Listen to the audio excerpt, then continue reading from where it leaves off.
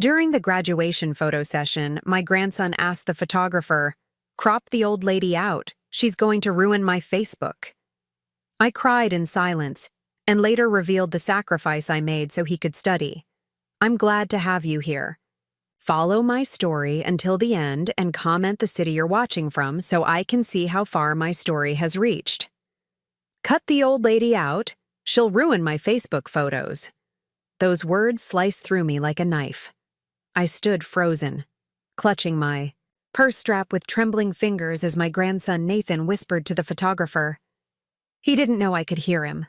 Or maybe he didn't care. The May sun beat down on the university quad, making my formal dress cling uncomfortably to my back. All around us, proud families huddled together for graduation photos. Mothers dabbing tears with tissues, fathers clapping, sons on the back, and grandparents, like me, beaming with pride.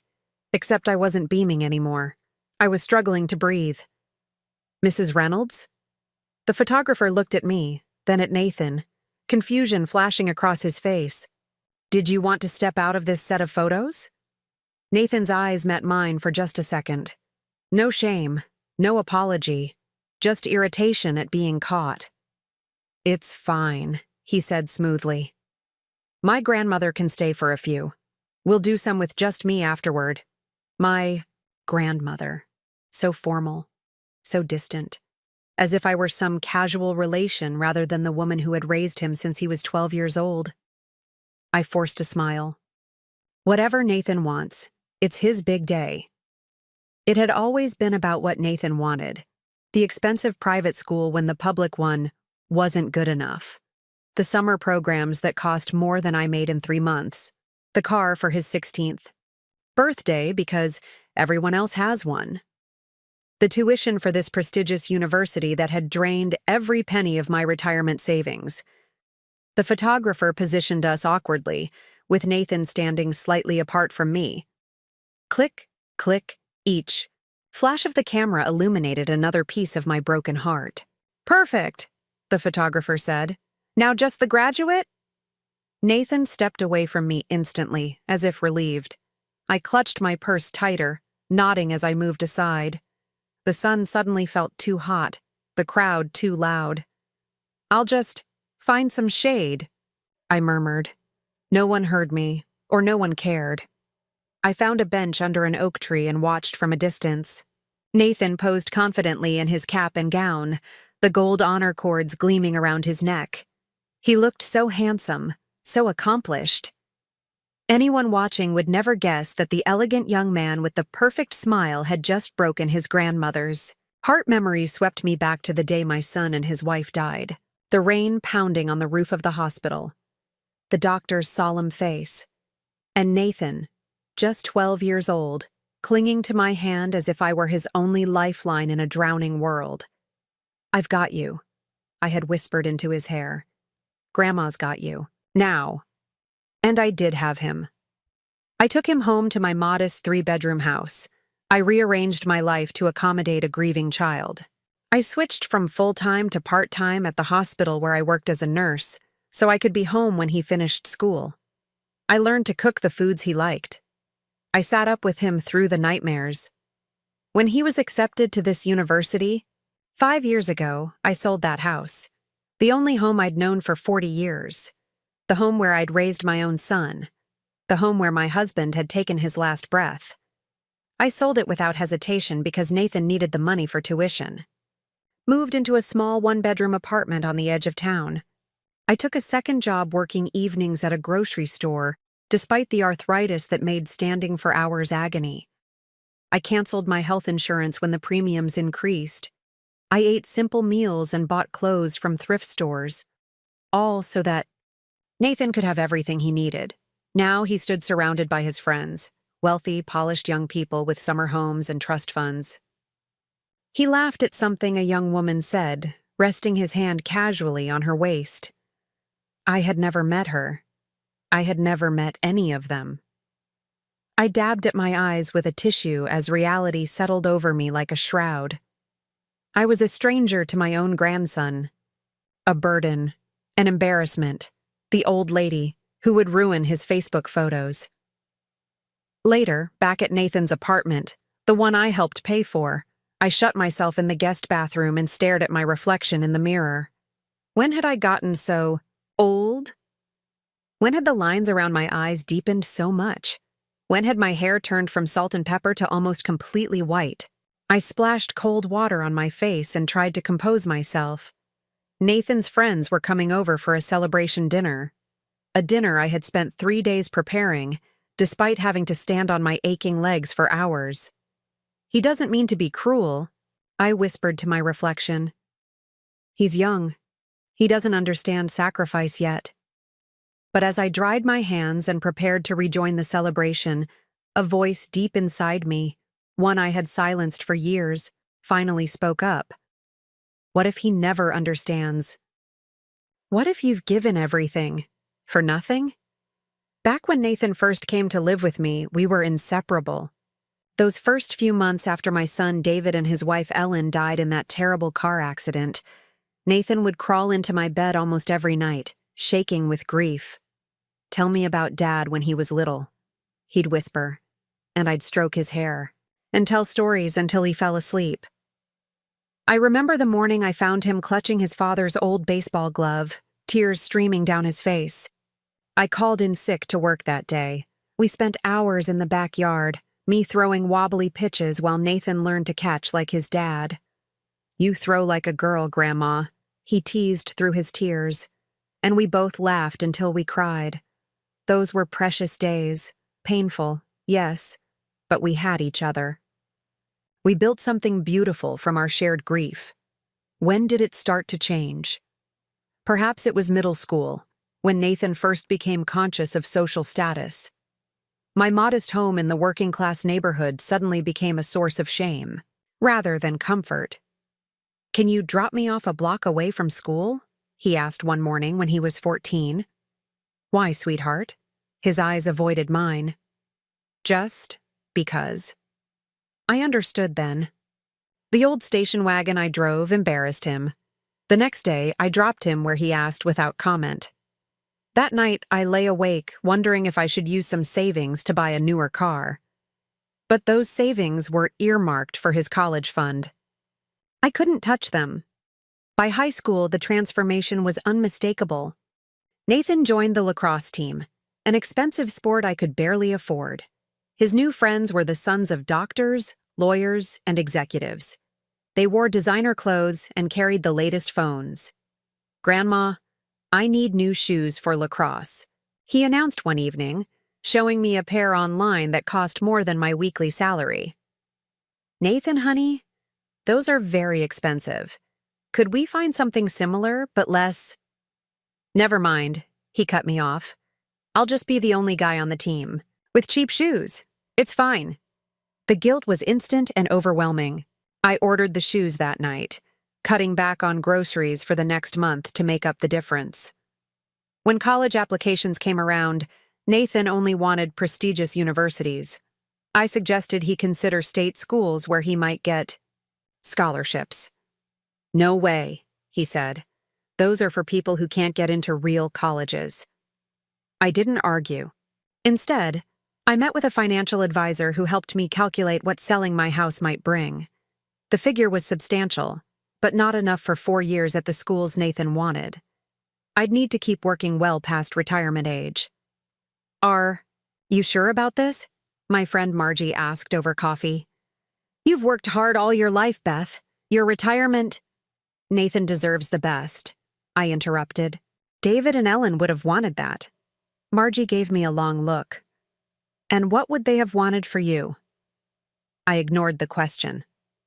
2 months later, I sold the house where I'd lived for 4 decades. The day we moved, me to my tiny apartment, Nathan to his freshman dorm, he barely noticed my tears. "This place is so small," was all he said when he helped carry in my few remaining pieces of furniture. "It's just me now," I replied.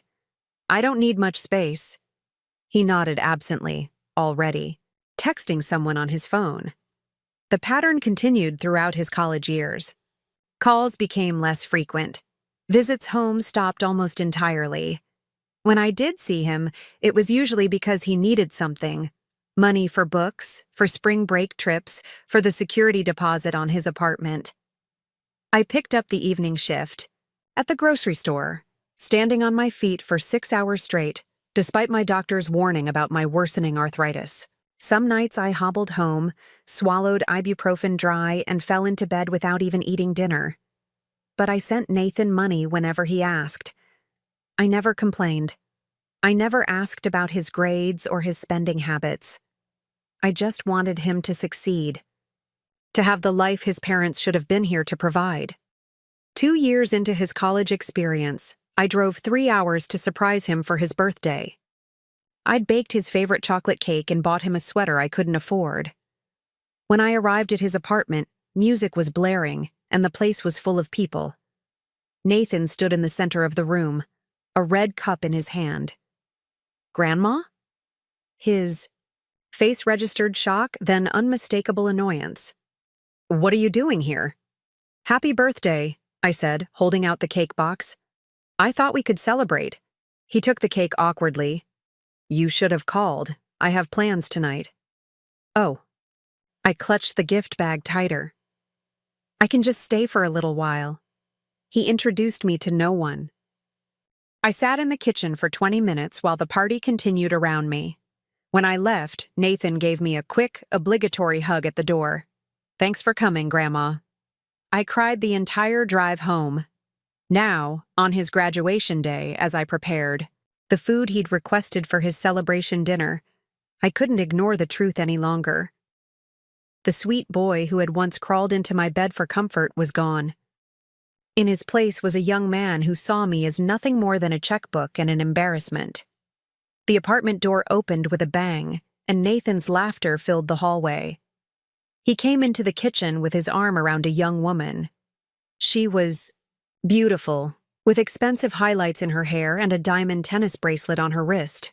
Grandma, this is Madison, he said. Mads, this is my grandmother. Madison smiled, but her eyes swept over my simple dress and sensible shoes with barely concealed judgment. So nice to meet you, she said. Nathan never mentioned you were coming. For graduation. My hands stilled over the bowl of salad I was tossing. I wouldn't have missed it. Grandma put me through school, Nathan explained, reaching past me to grab a carrot from the cutting board. She's basically my personal scholarship fund. He laughed. Madison laughed. I forced my lips into a smile while something inside me crumbled like dry earth. Personal scholarship fund. Not the woman who had held him through grief. Not the woman who had sacrificed everything. Just a source of money. An ATM with gray hair and arthritic hands.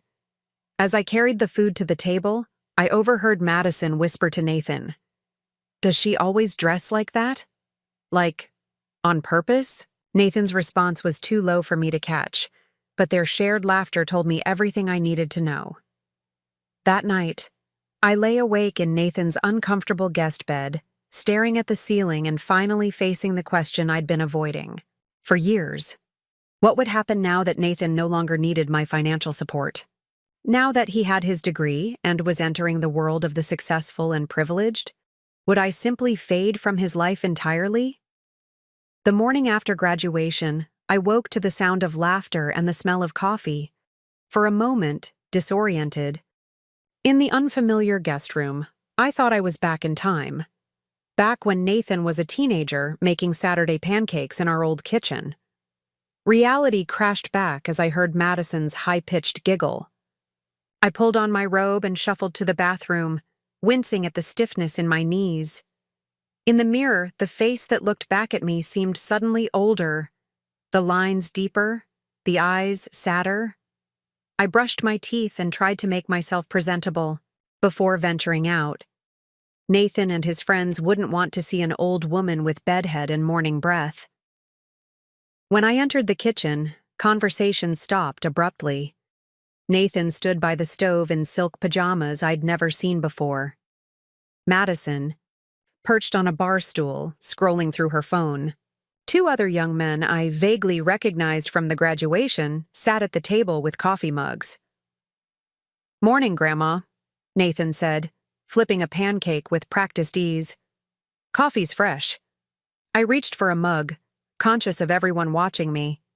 Thanks, you. It smells wonderful. We're heading to the lake house later, one of the young men said to Nathan.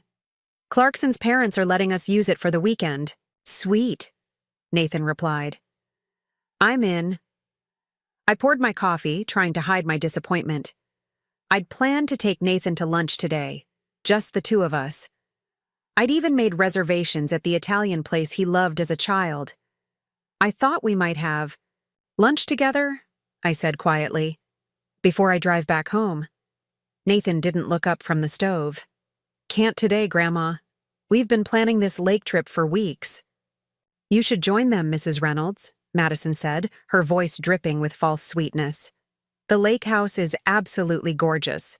Of course, you'd need to bring your own bed linens and food. And there's quite a few stairs down to the water. The others snickered.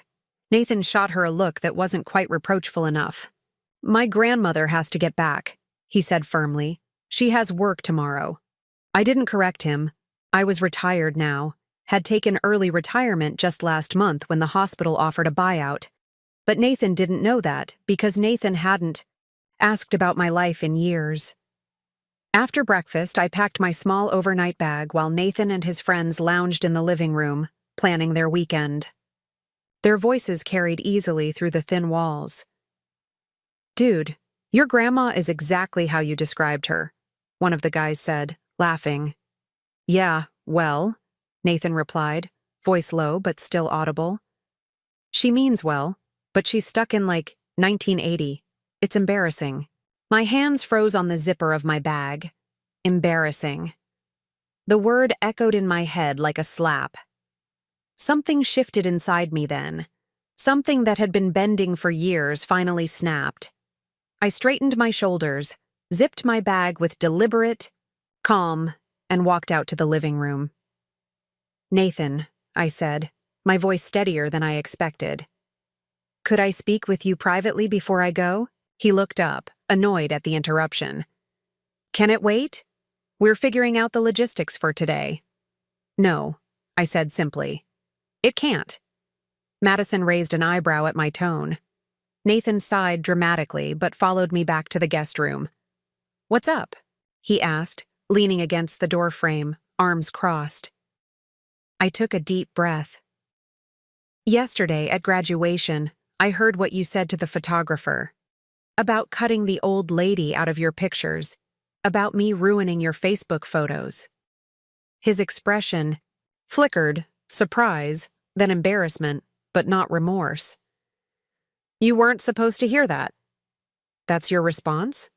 Not that you shouldn't have said it, but that I wasn't supposed to hear it? Nathan rolled his eyes. Grandma, you're making this into a bigger deal than it is. It was just a stupid comment. I was stressed. It wasn't just a comment, Nathan. It was the truth of how you see me. My voice trembled slightly. I've spent years telling myself that your behavior was just a phase, that you'd grow out of it. But yesterday made me realize that's not going to happen. He shoved his hands in his pockets, looking anywhere but at my face. You're being dramatic. This is exactly why I don't tell you things. You always overreact. Do I? I stepped closer. Then let me ask you something. Why didn't you tell your friends about me? Why didn't Madison know I was coming to your graduation? Nathan shifted uncomfortably. It just never came up. Never came up. I'm the person who raised you after your parents died. I'm the person who paid for your education. How does that never come up? His face hardened. What do you want me to say? Grandma? That I tell everyone about my sad orphan story? That I brag about how my grandmother works at a grocery store? It's not exactly the image I'm going for. Each word hit like a physical blow. The image you're going for, I repeated slowly. Look, I appreciate everything you've done, he said, his tone making it clear this conversation was over. But I have a life to build now, a career, connections. I can't be dragging around baggage from the past. Baggage. That's what I was to him. Baggage. I see, I said quietly. Great. Relief washed over his face. So we're good? Because I really need to get ready for this lake trip. I looked at my grandson, this handsome, accomplished young man I had poured my life into, and saw a stranger. Nathan, I said, my voice barely above a whisper. What happened to the little boy who used to crawl into my bed during thunderstorms? The one who made me Mother's Day cards even though I wasn't your mother? Where did he go? For just a moment, something flickered in Nathan's eyes. A shadow of recognition, perhaps even shame. But it vanished as quickly as it appeared. I grew up, he said flatly. Maybe you should too. He turned and walked out, leaving me standing alone in the guest room with my small suitcase and shattered heart. 20 minutes later, I put my suitcase in the trunk of my old car. Nathan and his friends were already loading their expensive luggage into Madison's Range Rover, laughing and talking as if I didn't exist. I'm leaving now, I called out. Nathan jogged over, gave me a perfunctory hug. Drive safe, Grandma. Thanks for coming. I held on to him a moment longer than necessary, breathing in the unfamiliar cologne that had replaced the scent of the little boy I once knew. Goodbye, Nathan, I said. As I drove away, I watched him in my rearview mirror. He didn't wave. He was already turning back to his friends, already forgetting I had been there at all. My apartment felt emptier than usual when I returned. The silence pressed against my ears as I set my keys on the small table by the door. Everything looked exactly as I'd left it. The stack of medical bills on the counter, the worn Afghan folded over my single armchair, the framed photo of Nathan at his high school graduation. I picked up the photo, studying the boy who smiled back at me. Even then, the distance had been growing.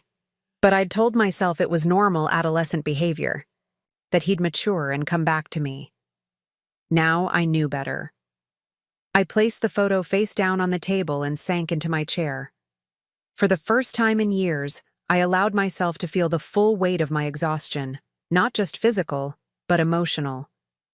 The bone-deep weariness of giving everything and receiving nothing in return. David, I whispered to my long-dead son. I tried. I really tried. Tears came then, hot and relentless. I cried for the grandson I'd lost, for the retirement I'd sacrificed, for the life I'd put on hold. I cried until my throat ached and my eyes burned, until the shadows lengthened across my living room floor. The shrill ring of the telephone startled me. I wiped my eyes with the back of my hand and reached for the receiver, half expecting Nathan's voice. Perhaps he'd realized how he'd hurt me. Perhaps he was calling to apologize. Beth? Is that you? The familiar voice belonged not to Nathan, but to Margie, my old friend from the hospital. Margie, I said, trying to keep the disappointment from my voice. Yes, it's me. You sound terrible. Have you been crying? I almost denied it, almost retreated behind the facade of strength I'd maintained for so long. But I was too tired for pretense. Yes, I admitted. It's been a difficult weekend. The graduation? Margie asked gently. How was it? It was. I searched for words that wouldn't betray my heartbreak. It wasn't what I hoped for. Silence stretched between us. Then Margie said, I'm coming over. I'll bring wine. An hour later, we sat at my small kitchen table, glasses of cheap Merlot in hand. The story spilled out of me. Everything from the photographer incident to the final conversation in Nathan's guest room. Margie listened without interruption, her kind face growing stonier with each revelation. That ungrateful little. She finally exploded when I finished. After everything you've done for him, he's young, I said automatically, the defense I'd made for years. He doesn't understand sacrifice yet. Beth Reynolds, Margie set her glass down with a thump. Stop making excuses for him. He's a grown man, not a child, and he's treating You like dirt. The blunt assessment stung, but I couldn't deny its truth. What am I supposed to do? I asked, feeling helpless. He's still my grandson. I still love him. Of course you do, Margie said more gently. But loving him doesn't mean you have to keep sacrificing yourself. When was the last time you did something just for you? Something that made you happy? I stared into my wine glass, unable to answer. The silence was answer enough. That's what I thought, Margie said. She reached across the table and took my hand. Beth, you've spent the last decade being Nathan's grandmother. Maybe it's time to figure out who Beth is again. The words resonated in a way I hadn't expected. Who was I, beyond my role as Nathan's grandmother? I'd been so focused on his life that I'd forgotten to have one of my own. I wouldn't even know where to start, I admitted. Margie squeezed my hand. Well, you could start by coming to my book club next Thursday. We're reading that new mystery novel everyone's talking about. I hadn't read a book for pleasure in years. The thought was simultaneously appealing and terrifying. I don't know if I'd fit in. Nonsense. Most of us are retired nurses like you. You already know half the group. I took a sip of wine and felt a small spark of something I hadn't experienced in a long time, possibility. Okay, I said. I'll come. That night after Margie left, I couldn't sleep. I paced my small apartment, looking at it with new eyes. It wasn't just a place I retreated to after working to support Nathan. It was my home. Yet it contained almost nothing of me. On impulse, I opened the hall closet and pulled out a dusty box I hadn't touched in years. Inside were mementos I'd packed away when Nathan came to live with me. Things from my life before I became solely a caregiver. My hands trembled as I lifted out an old leather-bound journal, a stack of watercolor paintings, and a small wooden box containing embroidery supplies. Each item represented a part of myself I'd set aside, believing I didn't have time for such indulgences. At the bottom of the box, wrapped in tissue paper, was my old Nikon camera, a gift from my husband, on our 20th anniversary. I'd loved photography once, finding beauty in ordinary moments, creating art from everyday life. I held the camera in my hands, remembering the joy it had given me. When had I decided that joy was a luxury I couldn't afford? The next morning, I woke with purpose. I drove to the local camera shop and spent an hour talking with the young man behind the counter about digital cameras. I left with a modestly priced Nikon that fit my budget, and for the first time in years, I felt a flicker of excitement.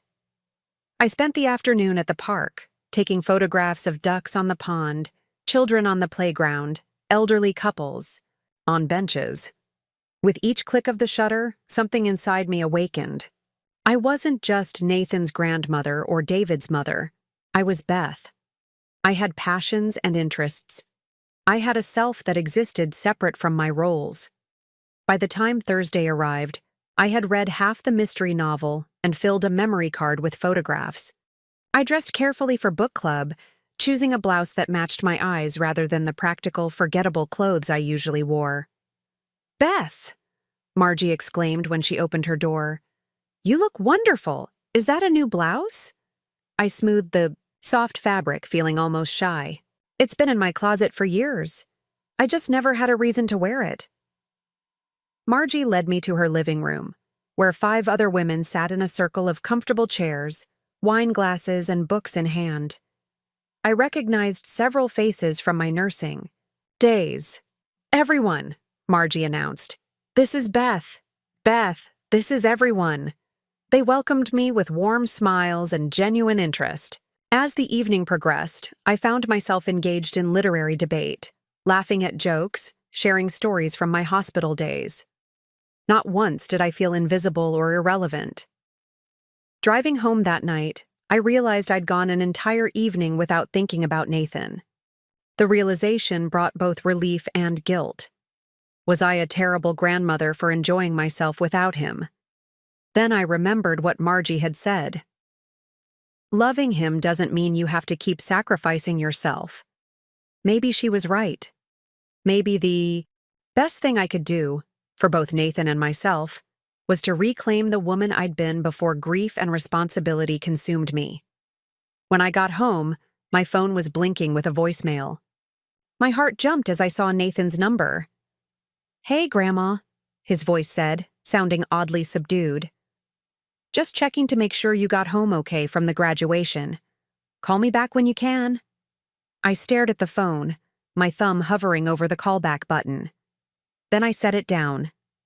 Whatever Nathan needed, it could wait until tomorrow. Tonight belonged to me. 3 months passed in a blur of new experiences. I joined Margie's book club permanently. I took a photography class at the community center. I volunteered at the local animal shelter, walking dogs whose grateful eyes made me feel valued in a way I hadn't in years. My small apartment gradually transformed. I hung my photographs on the walls. I bought colorful throw pillows for my sofa. I planted herbs on my tiny balcony. For the first time since selling my house, the space felt like home. I'd called Nathan back the day after book club, of course. Our conversation had been awkward, stilted. He'd asked about my drive home, about whether I'd gotten his graduation thank you notes in the mail. He never mentioned our last conversation. Neither did I. Since then, our contact had been minimal. A text message on my birthday. A brief call when he landed an interview at a prestigious marketing firm. Each interaction left me with a familiar ache, but I was learning to live with it. I was learning to find joy elsewhere. Then, on a crisp September morning, my doorbell rang. I wasn't expecting anyone. Margie was visiting her daughter in Florida. My book club wasn't meeting until Thursday. I set down my coffee mug and approached the door cautiously. Through the peephole, I saw a face I knew better than my own. Nathan. My heart hammered as I unlocked the door. He stood in the hallway looking uncharacteristically disheveled, his designer clothes wrinkled, his hair uncombed, dark circles shadowing his eyes. "Nathan," I said, unable to hide my surprise. "What are you doing here? Can I come in?" His voice was rough, as if he hadn't slept. I stepped back, gesturing him inside. He entered slowly, his eyes taking in the changes to my apartment. The framed photographs, the bright cushions, the bookshelf now full of novels instead of photo albums. Of him. "Your place looks different," he said, hovering awkwardly in the center of my living room. "I've made some changes." I closed the door behind him. "Would you like some coffee?" He nodded, sinking onto my sofa. I busied myself in the kitchen, heart still racing, mind spinning with questions. In 3 years of college, Nathan had never once visited my apartment. What had brought him here now? When I returned with the coffee, he was holding one of my framed photographs, a black and white shot of an elderly couple sitting on a park bench, their gnarled hands intertwined. "Did you take this?" he asked, genuine curiosity in his voice. "Yes. It's from my photography class. It's really good." He set it down carefully. "I didn't know you were into photography." I handed him a mug. "There's a lot you don't know about me, Nathan." He winced slightly at my tone but didn't argue. Instead, he took a long sip of coffee, then stared into the mug as if answers might be found in its depths. "I lost the marketing job," he finally said. I sat in my armchair across from him. "The one you interviewed for? What happened?" He rubbed a hand over his face. "I never even got past the first interview. Turns out Madison's dad wasn't as influential as she thought." A bitter laugh escaped him. "Actually, she thought a lot of things that weren't true." "I'm sorry about the job," I said carefully. "What about Madison?" "She's gone." His voice was flat. "Moved on to someone with better prospects, I guess." Silence stretched between us. Part of me, the grandmother who had always rushed to soothe his hurts, wanted to cross the room and wrap him in my arms. But another part, the woman who had finally started to value herself, held back, waiting. I've applied for dozens of jobs, Nathan continued. No one's hiring, or at least no one's hiring me. The economy is tough right now, I offered. It takes time to find the right fit. He looked up at me, and I saw something in his eyes I hadn't seen in years: vulnerability. I can't afford my apartment anymore, he said. The lease is up next month and they're raising the rent. I don't have anywhere to go. And there it was. The real reason for his visit. He needed something from me. Again, I see, I said quietly. I thought maybe I could stay here for a while. He rushed on. Just until I find a job. I wouldn't be in your way. I promise. I studied my grandson's face. He looked younger somehow, stripped of the confidence and entitlement that had defined him for so long. He looked, suddenly, like the lost boy who had come to me after his parents died. Nathan, I said gently, why did you come to me? You have friends with bigger places, friends with connections who could help you find work. He stared at his hands. They're not answering my calls.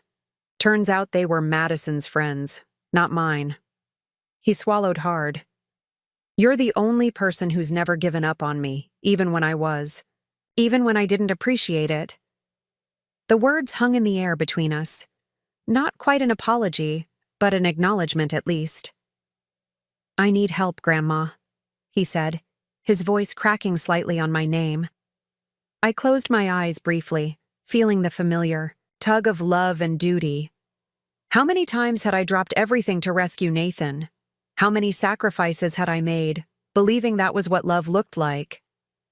But I thought of Margie's words from months ago.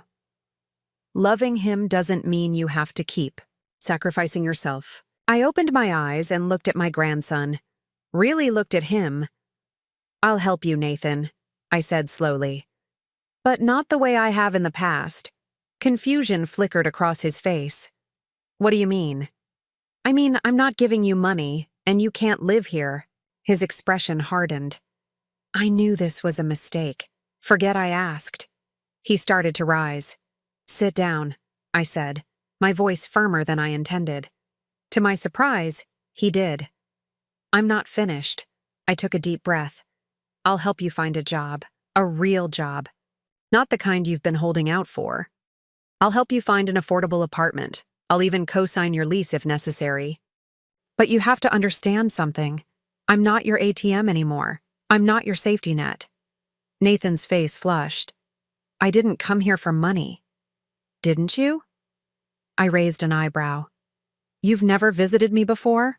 Not once in 3 years. Yet the moment you need something, here you are. He looked away, unable to meet my eyes. I love you, Nathan, I continued, softer now. I will always love you, but I've spent the last decade pouring everything I have into you, and you've treated me like I'm nothing, like I'm someone to be ashamed of. I deserve better than that. Tears welled in his eyes, surprising both of us. I know, he whispered. I know you do. For a moment, neither of us spoke. The clock on my wall ticked steadily, marking the seconds of this fragile new understanding. What happened to us? Nathan finally asked, his voice small. We used to be so close. You grew up? I said simply. And I let myself disappear. He looked around my apartment again, taking in the evidence of my rediscovered self. You seem different now. I am different. I smiled slightly. I'm me again. Nathan nodded slowly. Then, haltingly, he began to tell me about the months since graduation. The job rejections. Madison's increasingly cold behavior as his prospects dimmed. The fair weather friends who stopped returning his calls. The growing realization that the world he'd thought he belonged in had never really accepted him at all. As I listened, I recognized something in his pain. Not just grief for what he'd lost, but something deeper. The beginning, perhaps, of understanding what it meant to be on the outside looking in. to be invisible to those whose validation you craved, just as I had been invisible to him. The winter sun cast long shadows through my kitchen window as I chopped vegetables for dinner. From the living room came the muffled sounds of Nathan's voice as he spoke on the phone, the formal, professional tone he used for job interviews. 3 months had passed since that September morning when he'd appeared at my door. 3 months of cautious rebuilding. 3 months of learning to know each other as adults rather than just grandmother and grandson. I hadn't let him move in with me. Instead, I'd helped him find a room in a shared house with reasonable rent. I hadn't paid his bills, but I'd shown him how to create a budget, how to distinguish between needs and wants. I hadn't found him a job, but I'd connected him with Frank, an old friend from the hospital who managed a local hardware store. The interview went well, Nathan said, appearing in the kitchen doorway. Mr. Alvarez said he was impressed with my Excel skills. I smiled, sliding the chopped carrots into the stew pot. That's wonderful. When will you hear back? He said by Friday. Nathan leaned against the counter, watching me cook. It's an accounting assistant position. Not exactly what I pictured doing with my business degree, but the salary would cover my rent and student loans. That's a good start, I said. Many successful people began in positions below their qualifications. Nathan nodded, then reached for a knife to help with the remaining vegetables. We worked in companionable silence for a while, the rhythm of our chopping in sync. Thanks for having me over for dinner, he said finally, and for helping with the job leads. You're welcome here any time, I said. You know that. And it was true. These Sunday dinners had become our new tradition, a space where we were slowly rebuilding our relationship on more equal footing. Nathan was no longer the entitled young man who saw me as merely a source of financial support, and I was no longer the self-sacrificing grandmother whose entire identity revolved around him. Grandma, Nathan said hesitantly, setting down his knife. There's something I've been wanting to tell you. I turned, wiping my hands on a dish towel. What is it? He took a deep breath. I'm sorry for how I treated you, for what I said at graduation, for everything. The words hung in the air between us, simple yet profound. I'd never expected to hear them, had stopped hoping for them long ago. I was cruel, he continued, his voice thick with emotion. I was selfish and entitled and I didn't see you. Not really. I swallowed past the sudden tightness in my throat. Why now, Nathan? Why the apology now? He gestured toward the living room. Your photo, the one on the side table, the older couple on the bench. I nodded, remembering the photograph he'd commented on during his first visit. You said something that day about there being a lot I didn't know about you. It's been bothering me ever since. His eyes met mine, sincere in a way I hadn't seen since he was a boy. I realized I never asked about your life, about what you wanted or needed or loved. I just took and never gave anything back. You were young, I said, the familiar defense rising automatically. Stop making excuses. For me, Nathan said firmly. I was old enough to know better, old enough to see what you sacrificed for me. The echo of Margie's words from months ago. Stop making excuses for him wasn't lost on me. Perhaps we had both needed to learn the same lesson. I accept your apology, I said quietly. But Nathan, I need you to understand something. I didn't help you these past few months to get an apology. I did it because I love you and because you needed help. Not money, not a place to stay, but actual guidance. The kind I should have been giving you all along, instead of just trying to buy your happiness. Nathan looked down, considering my words. I think I needed to fall flat on my face, he admitted. I needed to learn what's actually important. I reached out and squeezed his hand. We both had lessons to learn. After dinner, we sat in my living room with cups of tea. Nathan noticed the brochure on my coffee table. Sedona Photography Workshop? he asked, picking it up. I nodded, feeling a flutter of excitement. It's a week-long retreat in April. Professional instruction, guided hikes to the best photography spots, accommodation included. Sounds amazing. He flipped through the brochure. Are you going? I'm considering it. I sipped my tea. I've never traveled alone before. It's a bit intimidating. You should go, Nathan said without hesitation. Your photographs are really good, Grandma. You've got an eye for it. Warmth spread through my chest at his encouragement. Thank you. I think I will.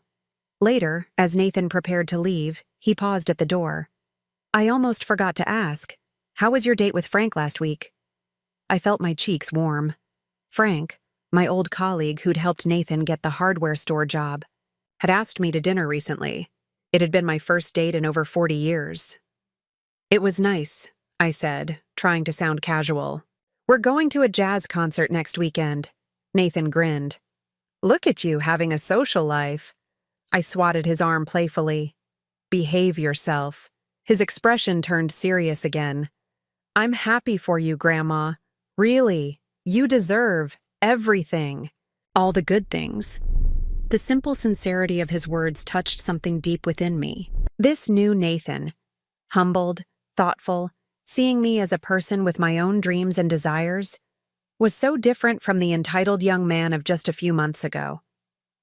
After he left, I sat alone in my living room, marveling at how much had changed in a year. Last May, I had stood frozen at Nathan's graduation, hearing him dismiss me as the old lady who would ruin his photos. I had been invisible then, to him, and in many ways, to myself. Now, everything was different. I had reclaimed my identity. I had rediscovered passions and found new ones. I had built friendships and even the possibility of romance. And most surprisingly, I had built a new relationship with Nathan, not based on sacrifice and obligation, but on mutual respect and genuine care. The next morning, I woke early and sat on my small balcony with a cup of coffee, watching the sunrise. My camera sat beside me, ready to capture the changing light. My phone buzzed with a text from Margie about our afternoon plans at the art gallery. Frank had sent a message, too, confirming our weekend date. I picked up the Sedona Workshop brochure, again, tracing my finger over the stunning red rock formations pictured on the cover. With sudden decision, I reached for my laptop and booked my place. The cost was significant, nearly a month's pension, but I had saved carefully these past months. I could afford this gift to myself. As I completed the reservation, I felt a profound sense of peace wash over me. For so long, I had measured my worth by what I could give to others, particularly to Nathan. I had defined myself solely as a grandmother, a caretaker, an open wallet. I had allowed myself to become invisible. But no more. I had learned that loving someone doesn't mean erasing yourself. That generosity without boundaries isn't really generosity at all. That I was entitled to dreams and desires of my own. My phone rang, Nathan calling to tell me he'd picked up an extra shift at the hardware store. Rain check on Sunday dinner? He asked. Unless you want to come to my place instead, it's not as nice as yours, but I found these recipes I want to try. I smiled at his invitation. I'd like that. After we hung up, I picked up my camera and focused on a small bird that had landed on my balcony railing. Through the viewfinder, I saw the intricate patterns of its feathers, the alert brightness of its eye, the delicate structure of its wings. Thought about the elderly couple in the photograph Nathan had admired, the one that had sparked the beginning of our reconciliation. I had taken that photo because I'd been moved by their quiet devotion, the way they seemed to truly see each other even after decades together. That was what had been missing between Nathan and me. The ability to truly see each other as we were, not as we wished the other to be.